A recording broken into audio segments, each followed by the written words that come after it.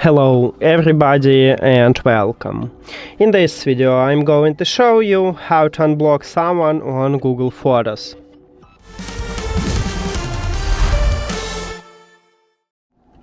You have to start by open Google Photos application. Then tap the profile icon at the right top. Now you need to click Manage your Google account, and also you can click at the arrow icon.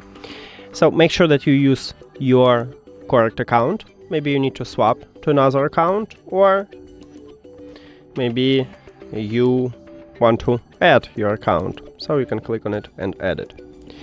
After that, you need to click Manage your Google account and go to People and Sharing. And right here we have blocked line, so we need to tap at this line. And right here, as you can see, I have someone here. So near to this person, click at the X and we just remove it.